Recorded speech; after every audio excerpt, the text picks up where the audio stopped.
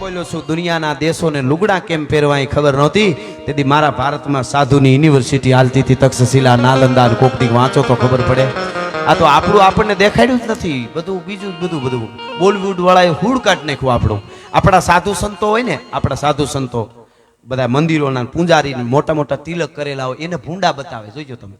અને એક ખૂણામાં ઘોઘો રહેતો એનો ઈહારો, આમને ભૂંડા જ બતાવે. ભૂંડા આપ પહેલેથી માનસિક રીતે જ સારું ન દેખાડ્યું, ઊંધું ઊંધું જ દેખાડવામાં આવે. હવે તો એને ખબર પડી કે ના ના આમાં કંઈક છે.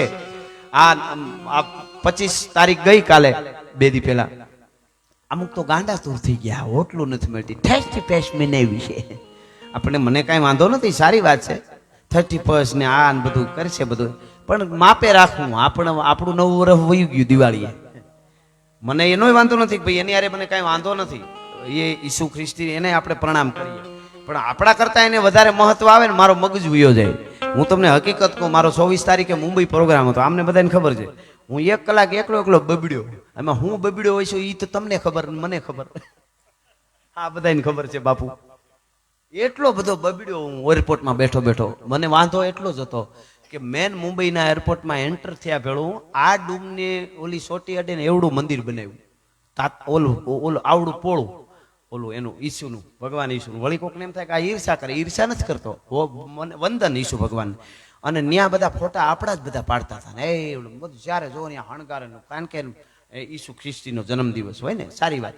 હવે એનું એ મંદિર પાછું હું ગોકળ આઠમને દી ન હોય કે રામનવમી દી ત્યાં જાઉં, જો ન હોય પછી મારા મોઢામાંથી કઈ દુઆ સંતો ન નીકળે.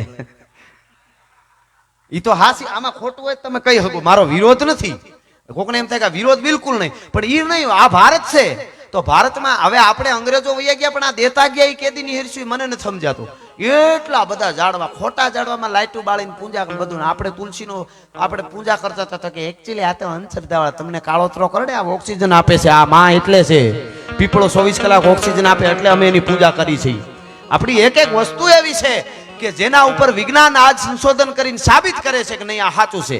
એ આ બધું ભગવાન રામે પુલ બનાવ્યો તો એ વિજ્ઞાન વાળાએ કીધું કે આ તો સાચું કોકે બનાવેલું છે.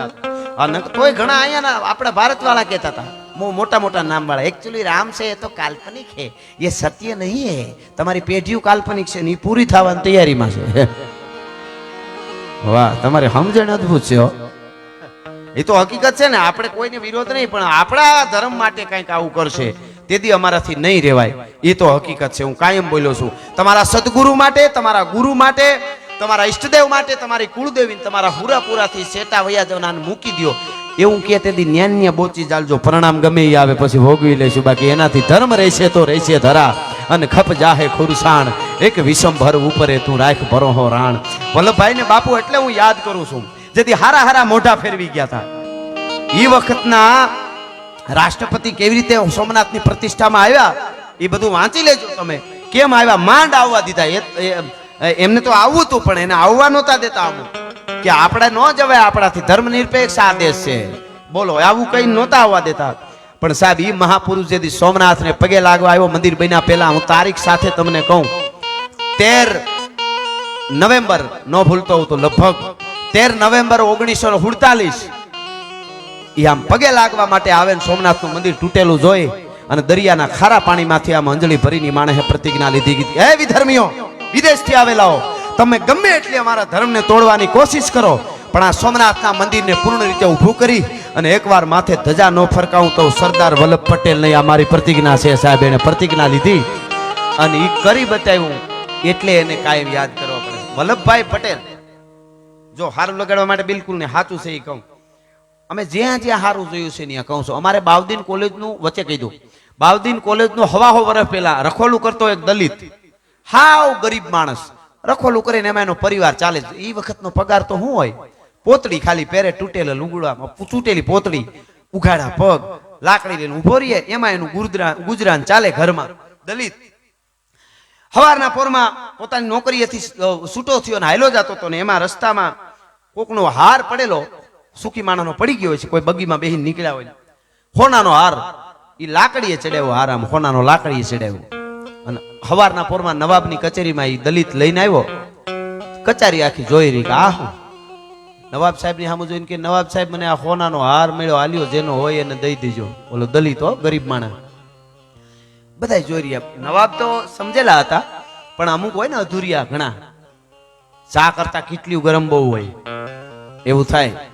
હું તો અહીંયા બેઠેલા બધાને કહી દઉં, તમે બિલ્ડર હોવ, તમે કોઈ પણ ડોક્ટર હોવ, તમે નેતા હોવ, તમે સાહેબ હોવ, તમે કાંઈ પણ કરતા હો, તમારી નીચેની ટીમ કામ કરતી હોય, એ 10 જણાની ટીમ હોય કે 100 જણાની હોય, 5ની હોય, એ ટીમ તમને, એ ટીમમાંથી અમુક એકાદો તમને સાહેબ બાપુ કરતો હોય, એ તમારા માટે સારો હોય એવું નક્કી ન કરી લેવું હો.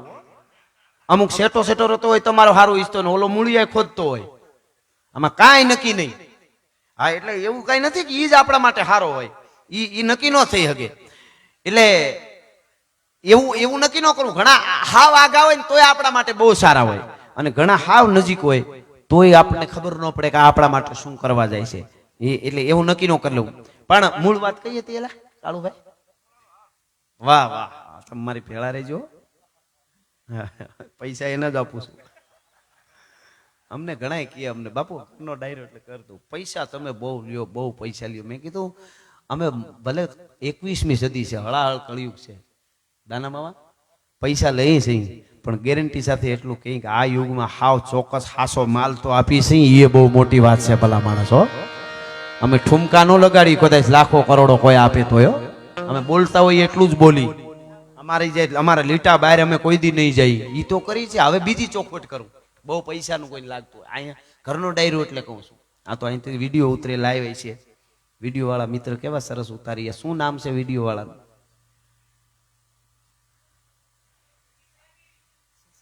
શિક્ષા ટીવી, જીટીપીએલ ની શિક્ષા ટીવી. જોરદાર તાળીથી વધાવો. કેવું સરસ ઉતારે છે. આ એવું સરસ ઉતારશે. અમે અહીંયાથી બોલીને હવારે કહી કે એમ નહોતો કહેતો તો આમ વિડીયો બતાવે, આમ જ કહેતા માટે માફી માંગો. ગજબ છે અટાણે તો. અમુકને તો હાવ ફેમસ થવા સારું થઈ નહીં કરતા હોય, ફેમસ થાય ભાઈ માફી માંગવો તો આપણું નામ થાય, મેં ફલાણા ભાઈને માફી માંગી. પણ આપણે માતાજી દયા કરે, આવા સંતોન ભેગે લાગવું. અમારે હજી સુધી કોઈ દી વારો આવ્યો નથી ને આવે નહીં, એટલી માતાજીની દયા છે.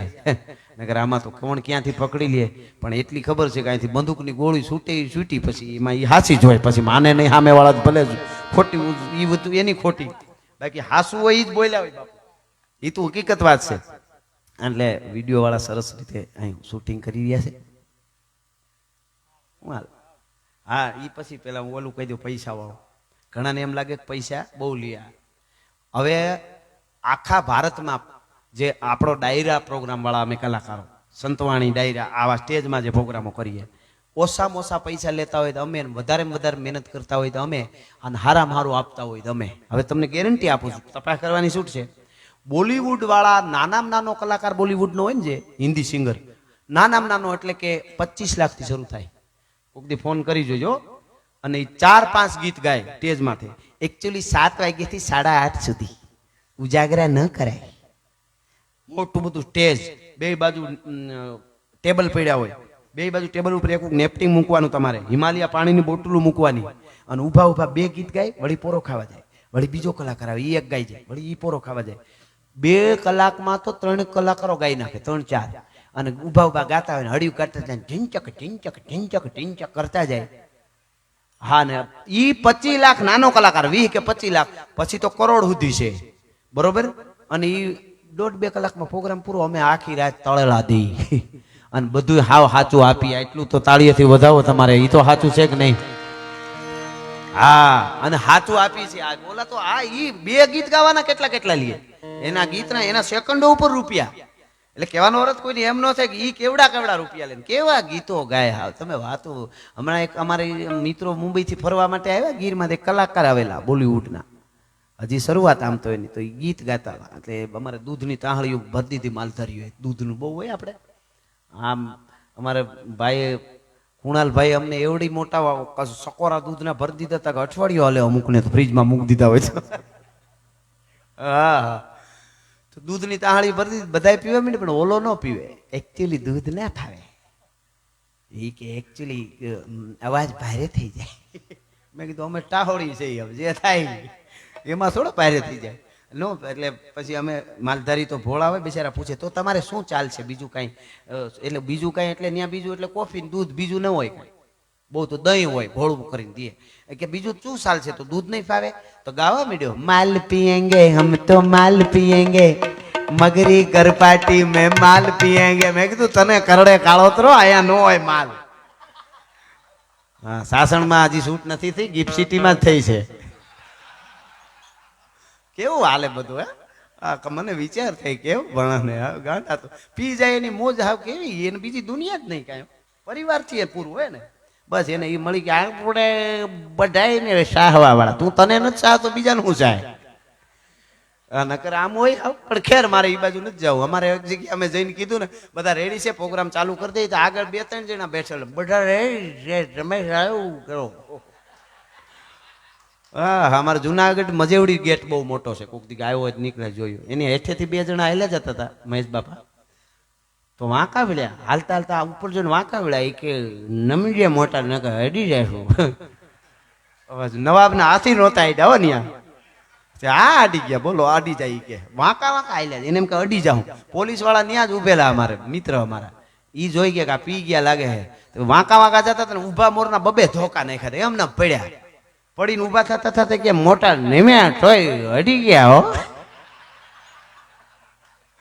આ કઈક બીજું અડી ગયું છે કે શું વાત એના માટે કરવી, એની વાત નથી પણ મૂળ વાત ઉપર આવું. મારે જે આપને જે વાત કરતો હતો હું,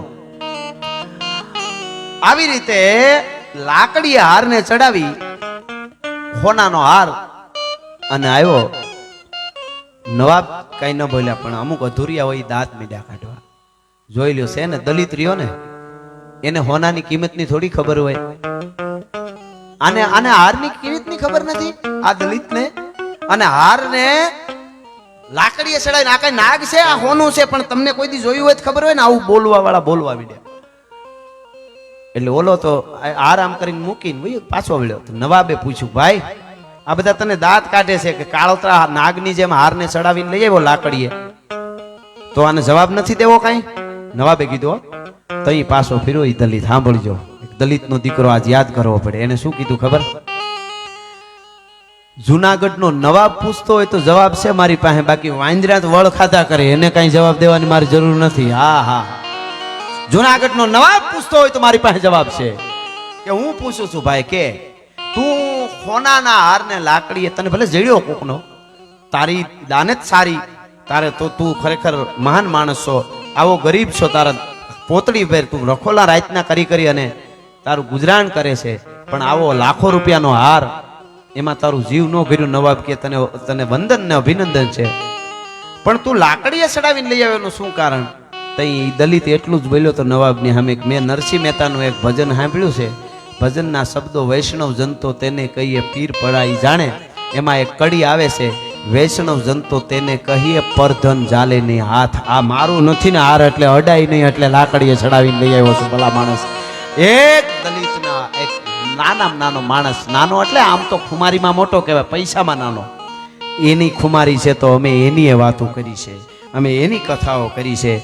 એમ જ્યાં જ્યાં અને જેણે જેણે કાંઈક સારું જગતના ચોકમાં કર્યું છે એને અમે કોઈ દી ભૂલ્યા નથી. પણ એની વાત કરવા જાઉં એની પહેલા હું બીજી વાત કરતો હતો. હવે એ આવે તો થાય, એ તો પૂરી નથી થઈ ગઈ. હા એ વાત તો વાહ વાહ તમે સાચા તો છો. હું વાત ઈ કરતો હતો 555 રજવાડાનું એકીકરણ કર્યું વલ્લભભાઈ પટેલે. ત્યારે આવો આવો મામા આવો, સંદીપ મામા હાલે મોડા મોડા આવ્યા. વાહ વાહ અમારા મામા ડાયરો આ ઉંબલ પરિવાર ઘણો આવ્યો આજ. વાહ વાહ વાહ. આમાં શું છે? હા આમાં હમણાં ગાવ એટલે લઈ આવો, 2 મિનિટ રહ્યો હમણાં ગાવ ને એટલે લઈ આવો. હા એમાં શું છે, આ પ્રેમાળ આ બહુ પરિવાર છે એટલે એ બધા એની સાથે કુણાલભાઈ ભાગ્યશાળી છે કે આવા મિત્રો મળી ગયા. આ ઉંબલ પરિવાર એવો પ્રેમાળ છે કે ગમે ને ફૂગી જાય, એ કોઈ સારું લગાડવા નહીં પણ અમુક મજા આવે. અમારે બાપા સંતો બધા જો ક્યાં ક્યાંથી આવીને અહીંયા બેઠા છે. મેં એમને કીધું કે તમારી અનુકૂળતા હોય ત્યાં સુધી, પણ હજી બેઠા છે એટલે હવે હું સમજી જાય થોડીક વારમાં. હા એટલે 555 કરોડ રૂપિયા વલ્લભભાઈ 1 કરોડ તેથી સ્ટેટ પાસેથી લીધા હોત તો થાત. સાંભળજો આ વાત, એ સ્ટેટને વંદન કરું સાહેબ. અટાણે ખુરશી ખાલી ન કરી, આપણે બેઠા હોય. એકચ્યુઅલી હું બેઠો હતો, ઓલાએ માથા આપીને દીધેલી જમીનું, વલ્લભભાઈ પટેલે આવીને કીધું કે ભારતના ટુકડા ટુકડા થઈ જાય અને 18 હેપાદરનો ધણી ભાવનગરનો લાડો કૃષ્ણકુમારસિંહજી એટલું જ બોલ્યા, મારું ભારત અખંડ રહેતું હોય તો મારા 18 હેપાદર ઓળખોળ છે, મારે કાંઈ ન જોઈ ભલા માણા. રાતના રાજા અને હવારની પ્રજા થઈને પ્રજાની હારે બેહી ગયા. વિવેક આજ પણ ઝવેરાજસિંહને જોઈએ આપણે, ભાવનગર યુવરાજ સાહેબને, ઈ ખુમારી, ઈ બેહવું, ઈ બોલવું, ખબર પડે કે સ્ટેટ કોને કહેવાય સાહેબ. ઈ વલ્લભભાઈએ તેથી 1 કરોડ લીધા હોત તો એની પાસે તેથી 555 કરોડ હોત. એના ઇન્વેસ્ટ કર્યું તો અટાણે કેટલા થાય પિયુષભાઈ? પણ જે ભારત વર્ષનો નાયબ વડાપ્રધાન હોય વલ્લભભાઈ પટેલ, ગૃહપ્રધાન હોય, એનું મૃત્યુ થાય અને મૃત્યુ પછી જેના ખાતામાંથી પૂરા 300 રૂપિયા નો નીકળે ને એના 3000 કરોડના ટેચ્યુ ઊભા થાય. એમને નથી થતું, જેડે તેડેથી નથી. કિરત હુદા કામ જો ચીરી જે ચામ તો રાણા રગત નીકળે. એમ જગતના ચોકમાં આપ્યું છે એને દુનિયા ભૂલવાની નથી. મળવાનું આપણું એક જ કારણ, ગાયું માતાજી માટે, બીજા માટે થોડું ઘણું થાય એટલું આપણે દેતા રહીશું તો આપણને સનાતન ધર્મ કાયમના માટે બચાવશે. ધર્મના માટે આપણે કંઈ કરશું તો